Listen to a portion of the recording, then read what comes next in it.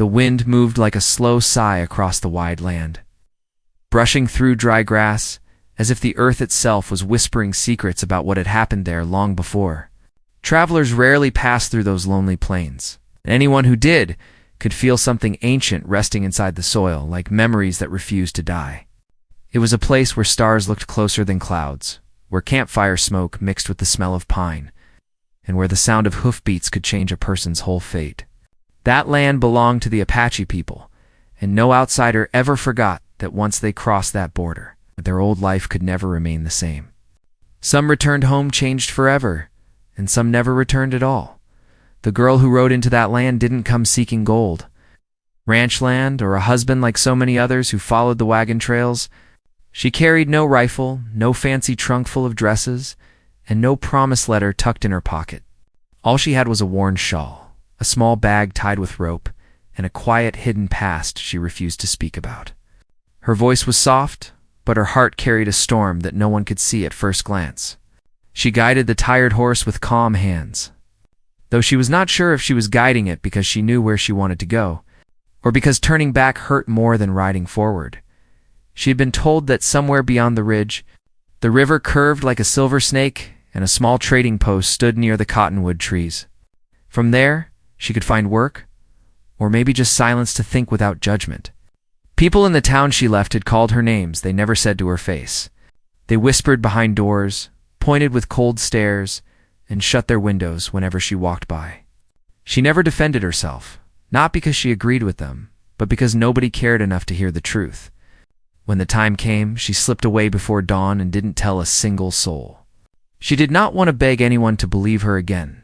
The sky was turning darker when she noticed something unusual.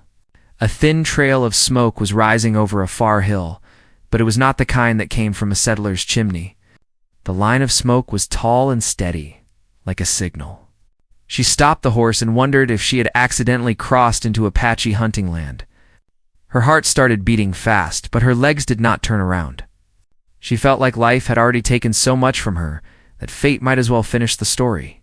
She chose to move forward, whispering a small prayer, not for safety, but for strength.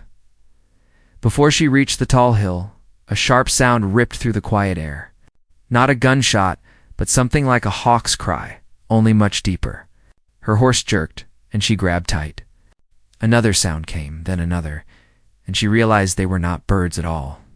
Shadows moved between the tall grass, then formed into shapes on horseback. The riders were fast and silent, as if the wind had carried them into existence. Spears and bows glinted in the fading light, and every rider's face was painted for protection and pride. She could not speak. She could only breathe.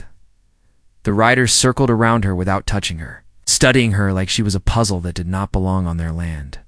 One of them stepped forward, his eyes sharp as riverstone. He did not raise his weapon, but his voice held command. "Why have you come here?" She swallowed hard and answered honestly because lies had destroyed enough. "I have nowhere else to go." The riders exchanged looks, not sure what to think. Outsider settlers could be dangerous, but her voice carried no threat. The leader studied her again, then signaled for two riders to take hold of the reins. They did not harm her, but they also did not trust her. She was taken deeper into Apache land, where outsiders were never invited, as they rode through the darkening world. She noticed how peaceful everything felt, even though fear sat heavy in her chest. She saw carefully built huts near running water, drying herbs, tied with cord, strong horses tied near posts, and children watching from behind woven blankets. No one laughed, no one whispered, but everyone noticed her. She wondered if this would be the place where her journey ended, or where another chapter was waiting. The riders brought her to a larger area where a tall man stood, beside a fire that burned with surprising calm. He was different from the others, not only because he wore a necklace made from carved bone and eagle feathers, but because he did not look surprised, angry, or curious. His calm eyes belonged to a person who held authority without needing to show it. She could feel every rider around her waiting for his decision.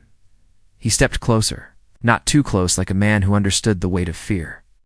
His voice was deep, carrying power, but also balance. "You crossed into our land without permission. Outsiders do not ride here unless they come with danger or purpose. She lifted her chin a little because she did not want to look weak anymore. I am not here to harm anyone. I am only searching for a place where my past does not follow me. The tall man did not react with surprise. Instead, he studied her face as if reading words that no one else could see. Everyone carries a past.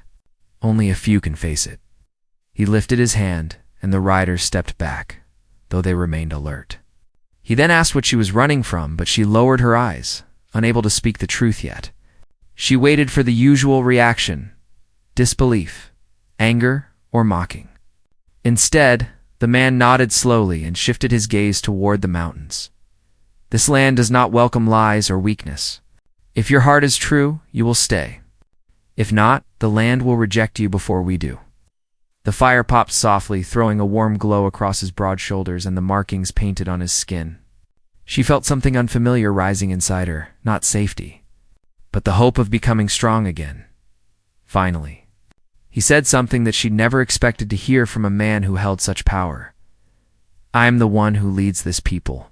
Many call me king, though that word belongs to those who chase gold crowns. Here, we are guided by honor.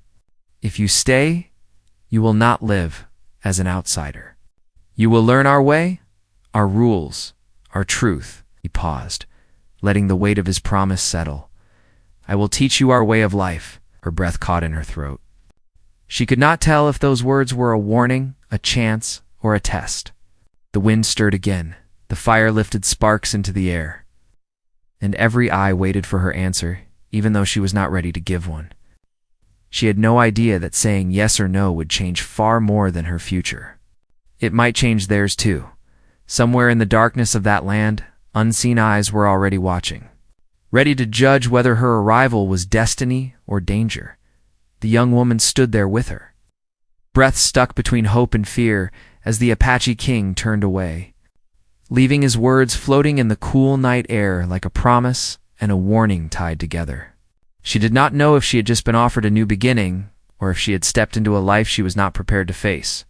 The guards on horseback motioned for her to follow. She walked with slow and careful steps, holding her small bag close to her chest. She felt every eye watching her, trying to decide if she was weak, dangerous, or simply lost. Even the wind brushed past her face as if it too wanted to learn her story. They led her to a small hut near the edge of their settlement, not far from the steady river. It was simple but clean, made with strong wood and covered with willow branches. A small fire burned outside, surrounded by stones arranged by skilled hands. A woman near that fire looked up when she arrived, her dark eyes sharp but not cruel. She walked closer and examined the stranger as if measuring her spirit instead of her clothing. She did not speak at first, only nodded once, which seemed to mean the newcomer would stay for the night. Nobody asked her name, and she did not offer it, because she was still unsure if her past identity was something she wanted to keep. Inside the hut, she placed her bag down and sank onto a soft blanket made from animal skin. She felt a heavy ache in her chest, the kind that comes when a person has traveled far, not just across land, but across emotional wounds that never healed. The sounds of night were different here. Instead of horses and wagons, she heard crickets, wind touching tree branches, and distant chants that sounded like prayers. She wondered who these people were when they were not holding spears or riding like thunder. She wondered what kind of life beat inside their hearts. She barely slept, but when dawn finally broke, she found herself surprisingly calm. A light mist crawled across the ground, and the sky looked almost silver. Outside, the Apache camp was already alive with early activity. Women were grinding corn, children were gathering wood, men were preparing arrows or checking their horses. Everything seemed organized and meaningful, as if no one moved without purpose. She watched silently through the doorway, feeling like a ghost among the living. Soon, the woman from the night before approached and handed her a small bowl. The food was simple but warm, and it filled her with more comfort than she had felt in months. The woman spoke at last, her voice deep and firm. She explained that outsiders rarely stayed in their land, and even fewer were given a chance to learn their ways. She said the leader would speak to her again once the sun reached above the trees. Until then, she was told to watch and learn quietly." The woman then pointed to the river, as if saying that clean water was always available, and that nature took care of those who respected it. The young woman walked toward the riverbank, letting the cold water pass between her fingers. She remembered how different life used to be, with loud wagons rolling, gossiping voices echoing, and people pretending to help while secretly hoping for someone else's failure. She recalled how one false accusation had turned every friendly face into a stranger. She remembered begging for fairness, for one person to stand beside her, yet not a single hand reached out. That betrayal was what pushed her toward the unknown. Ow. Toward these lands where she now stood. She wondered what kind of tests the Apache king meant. Did he expect her to hunt, fish, ride, or survive in the wild? She was not sure if she could. But a small part inside her whispered that she did not come this far just to run again. She wanted to know who she could be without fear as the sun climbed higher. She saw the Apache king standing at the far end of the camp. He looked like a man carved from strength and patience, someone shaped by experience rather than power alone. When he called her forward, she walked with steady steps, trying not to show how unsure she felt. He stood near a large carved stone, believed to hold the spirits of their ancestors. He did not look angry or curious, only focused. He asked again about her past, and she hesitated, but he did not push. He simply said that anyone seeking a new life must acknowledge the old one, not bury it inside like a root that grows in the dark. She lowered her gaze and spoke a little this time.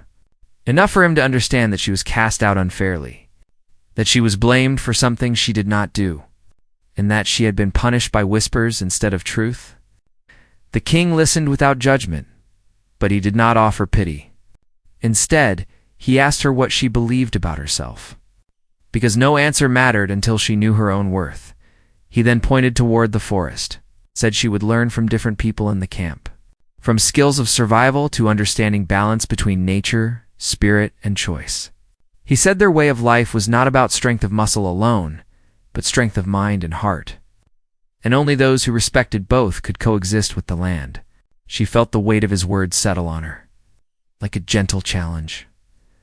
Later in the day, she began observing how each person contributed to the tribe. The young boys practiced archery and horseback riding while the girls learned weaving, cooking, and herbal care. Elders told stories to the small children, teaching them values before skills. Every role was respected and nobody seemed useless. She wondered if she could ever belong, or if she would always feel like a guest walking on unfamiliar ground as she spent more time watching. A sense of something hidden began to rise. She noticed that some warriors were uneasy, whispering to each other while looking toward the distant hills. There was tension in their expressions, as if danger might be near. The Apache king noticed it too, and his eyes narrowed slightly, though he continued speaking calmly to his people. She realized that the tribe might be dealing with troubles far deeper than her own. Perhaps her arrival came at a strange time. She worried they might regret allowing her to stay. That night, while the fire burned bright, she heard part of a story told by an elder. The story spoke of outsiders who once came pretending to seek peace, but later brought harm, taking what was not theirs. Ever since, the tribe believed that the land warned them before danger struck. When she heard this, her heart squeezed tight, afraid that some might connect their old wounds to her presence, as she lay inside the hut. She stared at the wooden ceiling and wondered if the Apache king truly trusted her, or if he planned to test her until every secret was revealed. She did not know what her future held, but she felt something strange growing inside her. It was not fear anymore. It was the beginning of purpose. Like the first spark before a fire forms, the camp slowly fell quiet, but she sensed the night carried more than silence. Somewhere in the distance, she heard the eerie call of an owl, and the warriors on guard tightened their grips on their weapons, eyes fixed on the darkness beyond the trees. No one said it aloud, but she could feel the truth forming like a cold shadow.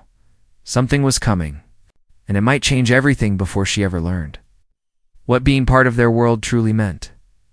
The night carried an uneasy stillness, the kind that pressed against the skin and whispered warnings without making a sound. The young woman lay awake on the woven blanket, her eyes open in the faint glow from the fading fire outside. She could feel the tension in the camp, even though no one spoke about it directly. Every warrior who passed near her hut had the same look in his eyes, sharp and alert, like someone waiting for a sign. She felt it too, even though she did not yet understand what danger threatened their land.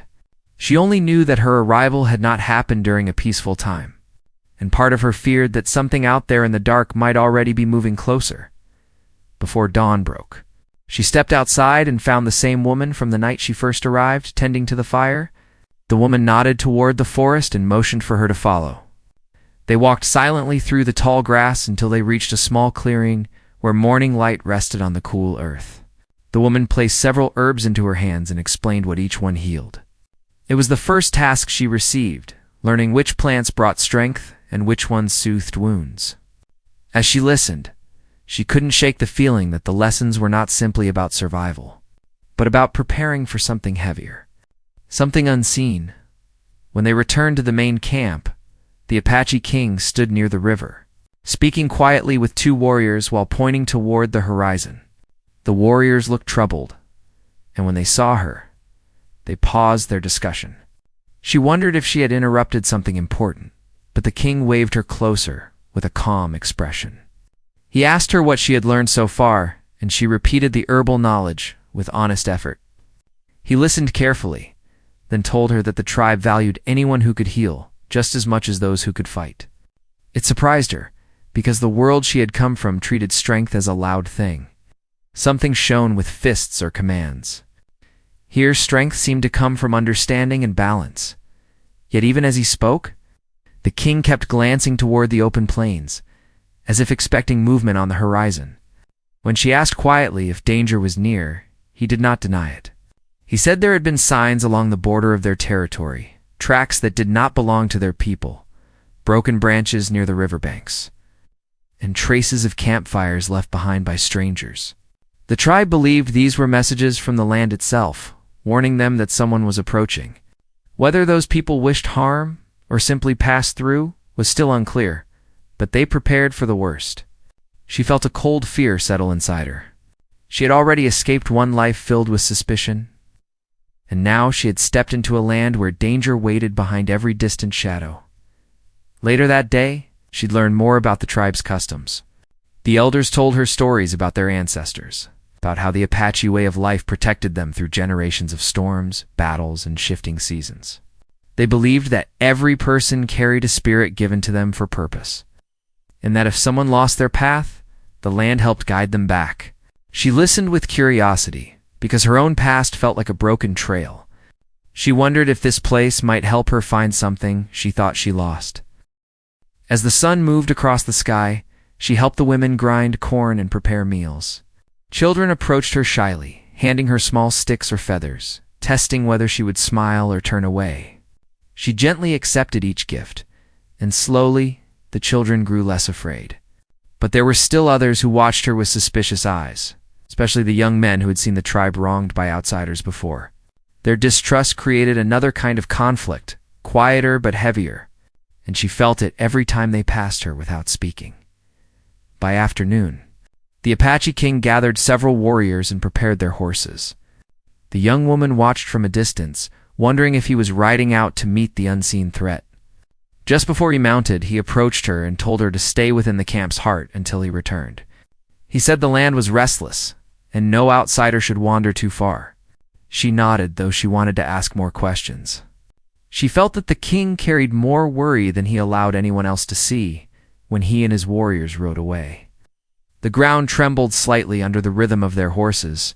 The camp seemed to hold its breath in their absence.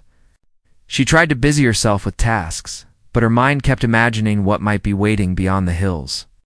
She pictured strangers hiding behind rocks, planning something against the tribe. She pictured settlers with rifles, miners searching for gold, or people like those who betrayed her in the town she fled. The fear that she could bring trouble to the tribe tightened inside her until she felt sick. As evening approached, she decided to help gather water from the river. 2 other women accompanied her, speaking in soft voices. She tried to understand their language as best she could, and they seemed surprised when she repeated a few words correctly. One of them smiled, a small sign of acceptance that touched her more deeply than she expected. On their way back, however, one of the younger warriors approached them. He told the women to return to the camp and turned to the newcomer with stern eyes. He said she should not be near the river alone, not now, not when the land was stirring with trouble. Though his words were meant to protect the tribe, she felt the sting of blame hidden inside them. That night the king and the warriors still had not returned. Fires burned low, as the tribe prepared for the long wait. Elders gathered the children closer, and some families moved their blankets nearer to the center of the camp. She sat outside her hut, watching the flames dance in the wind, trying to push away thoughts of what might go wrong. She wondered if the king had found anything. She wondered if the mysterious tracks belonged to someone who knew her, someone who might have followed her out of spite. The idea of her past reaching into this new world terrified her more than the thought of armed strangers. As the night deepened, she saw movement near the border of the camp. Several figures emerged from the trees carrying something heavy on their shoulders. For a moment, panic struck her until she realized they were hunters returning with the day's findings. The tension eased slightly, but the worry remained. Even the hunters whispered about hearing unusual rustling in the deeper forest, the kind that did not belong to animals. She walked toward the fire again, needing warmth, but also hoping to overhear anything that might explain the growing fear surrounding the tribe. She sat quietly near the elders while they spoke about the dreams some of them had seen recently. Dreams of broken branches, of footsteps that vanished before sunrise, of animals fleeing without cause. They believed dreams were warnings, not just visions. And she felt the weight of their words sink deep inside her chest. She realized then that the conflict unfolding around her was larger than anything she had known before. It was not just about her past or her place in the tribe. It was about the land, the people, and the spirits they trusted. Whatever danger approached had roots deeper than simple fear, and she was now part of that struggle, whether she understood it fully or not. Hours passed, and just as she thought the night would swallow hope, the distant echo of hooves reached the camp. But the rhythm was uneven, slower than before. When the riders finally broke through the darkness, she saw that the Apache king was in front, his horse coated in dust. The warriors behind him were silent, carrying a look on their faces that sent a chill through the entire camp. They had found something. And whatever it was far worse than tracks or broken branches. The woman stepped back, holding her breath as the king dismounted. His eyes locked on her for a brief moment, and in that single look, she saw truth. The danger was real, and it was coming closer than anyone expected. The camp fell silent as the Apache king stood there with his jaw set tight, his eyes reflecting the firelight like he carried both truth and burden at once. The young woman stepped back, unsure if she should speak or stay hidden among the shadows. Every warrior around them waited for him to say something, but he remained quiet for a moment. As if choosing the right words could decide whether fear spread or strength rose, his horse was wet with sweat and dust clung to his arms, showing he had ridden far and fast. Finally, he announced that he and his warriors had found signs even clearer than before. Not only tracks but pieces of wagon wheels scattered on the ground, footsteps near the river, and a cut rope that once held a horse. Someone was moving across their territory with intention. They were too close to ignore. A quiet shock moved through the camp. Women hugged their children tighter. Some covered the fire with pots, and others gathered blankets and herbs. Warriors looked at each other, not with panic, but with readiness. The Apache king told them to remain calm and prepare for whatever might come. He said they would not strike first, but they would also not allow anyone to harm their people or dishonor their land. His voice was firm, and the young woman could see that he stood like a shield for his tribe. She admired that strength, though she still worried deeply that somehow she might have brought this trouble with her. When the crowd began to disperse, he motioned for her to follow him toward the river.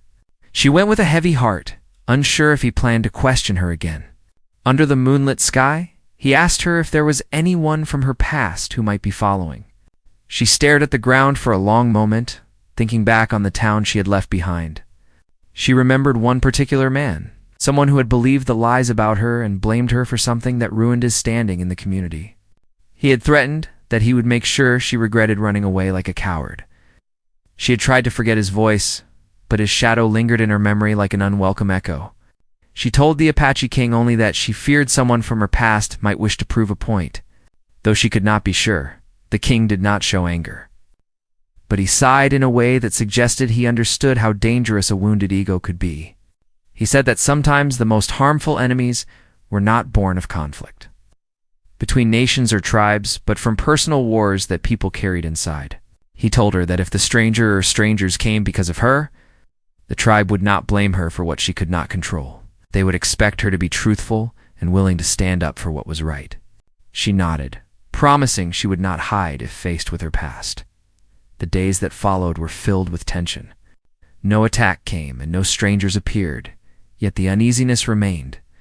The Apache king ordered guards along the river and hills. Women prepared extra food and water, not knowing if travel might become necessary. Elders stayed awake longer, telling protective prayers while placing carved stones near the entrances. The young woman helped wherever she could. She learned how to grind medicine faster, how to carry heavy buckets without spilling, and even how to braid rope that could hold weight. The tribe no longer watched her with pure suspicion. Some saw her efforts and nodded with subtle approval. One late afternoon, while she collected berries near the edge of the forest with two other women, she noticed fresh horse prints in the mud. They were not from Apache horses. The tracks showed deeper heel marks, meaning the riders used heavier boots, something settlers wore. She called the women over, and they all stared at the prints, their breaths tightening. One of the women ran back to alert the warriors. The young woman stayed still, staring at the prints, feeling her stomach twist. She wondered if the footprints belonged to danger or to someone lost. She wished she had no part in it. But her instincts whispered that somehow fate had tied her to the situation. The warriors traced the footsteps farther into the forest. When they returned, they reported that the prints led toward a dry ravine, meaning whoever left them was still somewhere nearby. The Apache king gathered everyone and reminded them that fear made people weak, but preparation made them strong.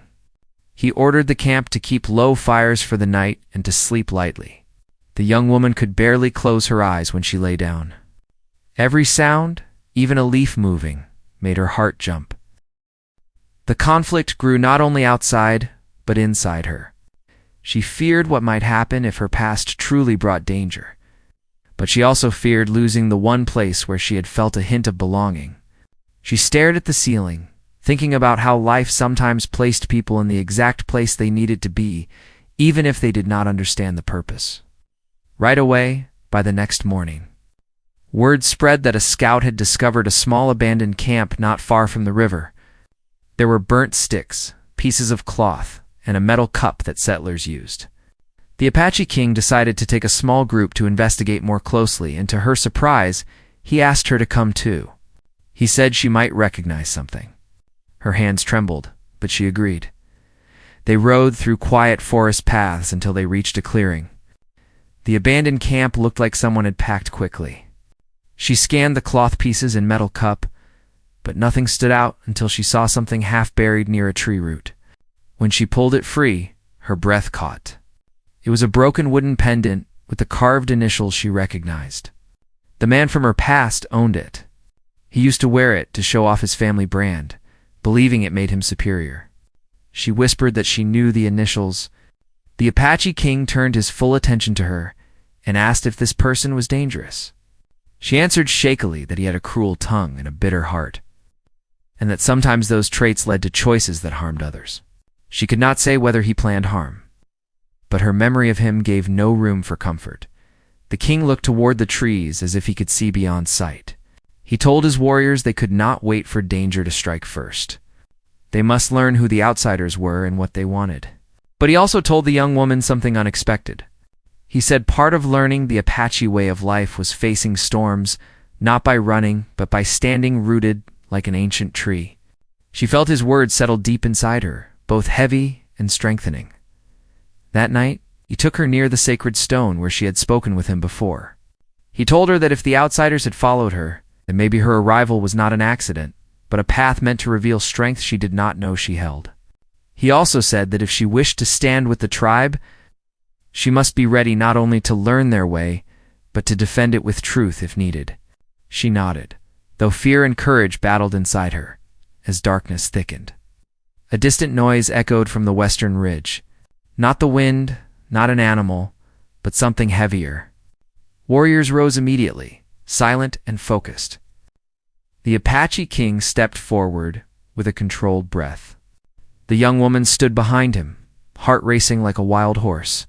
Lantern flames flickered as if the air itself sensed what was coming. Then, from the far shadows, a horse neighed loudly, followed by distant voices. Men were close, moving through the trees at night, a sign that no peaceful intention guided them. The final calm. Before the storm settled over the camp, the moment that would decide everything was no longer far away. It was already on its way. The sound of distant voices sent a long shiver through the camp, as if the land itself sensed that a moment of truth was approaching. The Apache king stood tall, watching the darkness like someone who could read the night as easily as others read paper. The young woman stood close enough to hear his quiet breath, her heart racing but her resolve no longer fragile. She knew that whatever came next would shape not only her future, but also her place among these people, which shown her a different meaning of strength. She prayed silently for peace, but prepared her heart for truth. The warriors formed a wide protective circle, not aggressive, but ready. Without shouting or panic, each one took their place with calm purpose. Women guided children to safer huts, elders whispered prayers, and the fires burned low so that only silhouettes moved in the warm orange glow. The voices grew closer until finally, a small group of men stepped out from behind the trees. They held no weapons drawn, but their faces showed frustration, fear, and exhaustion. The Apache king raised his hand, signaling everyone to stay still but patient. One of the men stepped forward, and the young woman felt her breath tighten when she recognized him. It was the same man from her past, the one whose anger had burned like a storm through her life. His clothes were dirty and torn, and his eyes flickered with surprise when he saw her standing among the Apache people. He did not speak her name, but the shock on his face showed he had not expected her to survive on her own, much less to be protected by a leader like the one who stood beside her. He tried to speak confidently, but his voice shook slightly as he asked if she would come back with them, claiming she was needed to clear her name. For a moment, she felt the old hurt press against her chest, but she did not step back. The Apache king asked calmly why the men had come so far into this land without permission. The stranger hesitated, then admitted that after she disappeared, rumors had spread that she had taken something valuable before leaving. In their small community, nobody cared about truth, only gossip. And he had felt embarrassed that she escaped before he forced her to face the accusations. He had come all this way not for justice, but to regain his pride. Before she could speak, one warrior reminded the stranger that lies and pride were not reasons to cross another territory. The young woman gathered her courage and finally stepped forward. She said she had taken nothing except her dignity, which no one had valued until now. She said she chose to leave because her voice meant nothing in a place where lies grew faster than wheat. She also said that running away was not weakness, but survival, and that she had learned a far better way of life here, where truth mattered more than public opinion. The stranger stood frozen, his pride visibly crumbling. The Apache king then spoke with steady wisdom. He told the man that leaders guided through fairness, not through fear or gossip. He explained that every person had a right to choose a new path when the old one destroyed their hope. He also said that this land would not allow conflict fueled by wounded ego. The stranger lowered his head, realizing the truth was no longer something he could twist. The men behind him shifted nervously, clearly ashamed that they had followed such a reason. Instead of punishing them or ordering them away with force, the Apache king made a peaceful suggestion. He told the men they could rest by the outer grounds until morning, take water and food if needed, and leave unharmed at sunrise. He said forgiveness did not mean returning to the past, but choosing not to repeat its mistakes. The strangers agreed without argument, humbled but grateful. When they left to rest, The young woman felt a long breath escape her chest, as if a locked door had finally opened. The Apache king placed a hand gently on her shoulder, not as a ruler, but as someone who saw her spirit clearly. He told her that she had faced her truth with honor and that many people live their entire lives without finding that strength. The next morning, when the strangers prepared to leave, the man she once feared turned toward her and apologized. It was not perfect, but it was honest. She accepted it, not to erase the past, but to finally walk away from its weight. When they disappeared beyond the plains, she felt a quiet peace settle over her heart. For the first time, she was not defined by what had happened to her. She was defined by what she chose next. Life in the Apache village slowly returned to rhythm. She continued learning herbs, traditions, and survival skills. The children no longer watched her with uncertainty but ran to her with smiles. The women spoke to her kindly, inviting her to help with weaving and cooking. Some warriors nodded when she passed, acknowledging the courage she had shown the night fear tried to take hold. She was not an outsider anymore. She was someone with purpose. Over time, she grew stronger, not only in skill, but in spirit. The Apache king continued guiding her learning, teaching her balance, respect, and inner peace. She admired his strength and wisdom, and he saw potential in her that she never knew existed. They shared quiet walks, thoughtful conversations, and gentle laughter when the wind softened. Their bond grew naturally, built not on need, but on respect, healing, and mutual understanding. One peaceful evening, as the sun dipped behind the mountains and painted the sky with soft gold, he spoke to her again near the sacred stone. He said she had walked the path of fear, pain, and searching, but now she stood at the beginning of a new chapter. He told her that every person who enters a tribe brings either a blessing or a lesson, and she had brought both in the best way. She thanked him for believing in her when no one else had cared to listen. He smiled softly and repeated the first promise he ever gave her. But now it carried a different meaning. He said that their way of life was not only something to learn, but something to live with heart, patience, and dignity. He invited her to stay forever if she wished, not because she could not survive elsewhere, but because she had become part of their story. As stars appeared, she looked at the land around her, feeling safe, accepted, and truly alive. She knew her journey had been painful, but without that struggle, she would have never found a place where truth mattered more than rumors, where strength came from respect, and where belonging meant sharing purpose. She chose to stay not because she had nowhere else to go, but because she had finally found where she truly belonged. As stars appeared, she looked at the land around her, feeling safe, accepted, and truly alive. She knew her journey had been painful, but without that struggle, she would have never found a place where truth mattered more than rumors, where strength came from respect, and where belonging meant sharing purpose. She chose to stay, not because she had nowhere else to go, but because she had finally found where she truly belonged. And from that day on, her new life began, filled with peace, hope, and the promise of a future shaped not by fear, but by honor and love for the Apache way of life.